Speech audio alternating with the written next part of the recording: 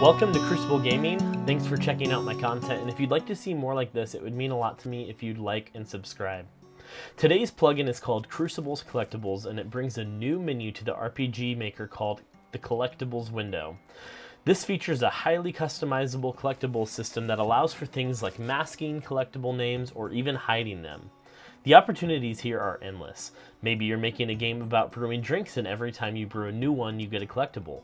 Or maybe you use this system for not even collectibles at all, and you use it for things like a monster bestiary that lets you know more about different monsters.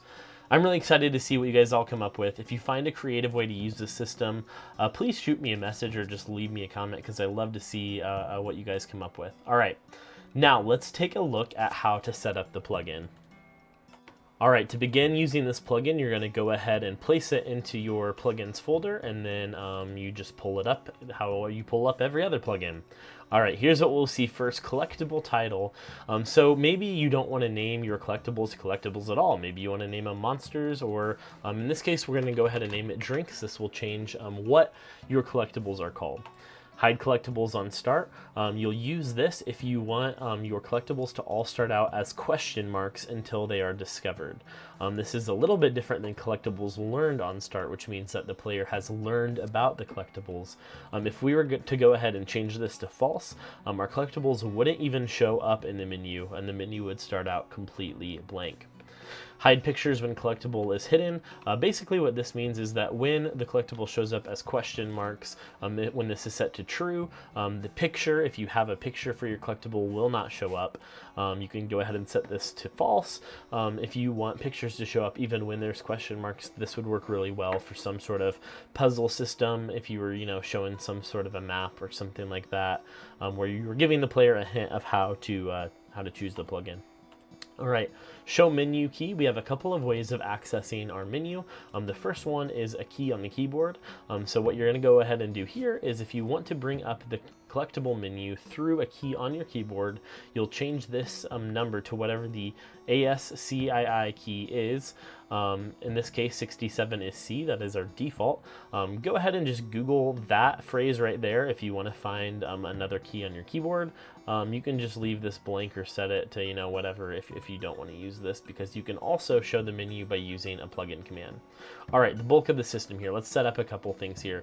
You saw earlier a drink menu, so we're going to go ahead and add a couple collectibles here.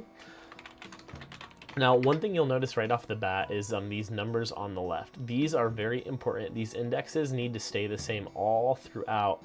Otherwise, you're going to have a mix-match system. And here's what I mean. So IPA, cider, summer cocktail. All right, so this first one needs to be our IPA description. So we'll just leave that there. Cider, we'll just type in something short there. Perfect. All right, so now we have our descriptions, and it's really, really important that these stay in this order, 1, 2, 3, because that's the name. That's the name index from up here. All right, collectible images. These are 100% optional. It is suggested that you use this 330 by 350 pixels. Otherwise, your images might look weird. But these are in your pictures folder. So these are images that are in your pictures folder, and you just go ahead and type the name of a picture in your folder. So I know I have a picture called IPA. I have a picture called beer, and I have a picture called summer cocktail. And if I typed everything correctly in that order once again and press OK and OK, then we can go ahead and open up our game and see what happens. All right, boom, our menu's open. We have all three of our collectibles here. You can see they're in the right order.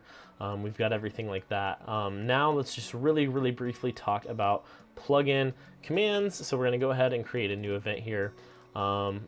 This guy here, he is going to make us learn about one of our collectibles. So we're going to go ahead and say Unhide Collectible. This is the same index as before. It's important to remember that 0 is the first one. So if you look at your other collectible list, just go ahead and subtract 1. So your first item will be 0. and so forth. That's just how coding works. So let's say we wanted to learn about cider. We're going to go ahead and change that to there, and then we'll make them just say, here's what we know about cider. Boom. All right, that's how this collectible is added. We'll go ahead, and one of the things we're going to do here is we're going to change this hide collectibles on start to true, and then we'll start back up here. All right, now you can see we don't know anything about our drinks here until we talk to our friend here. Here's what we know about cider. Boom, now we have cider back open again, and you can see how this can be really useful for displaying information to players in a new way.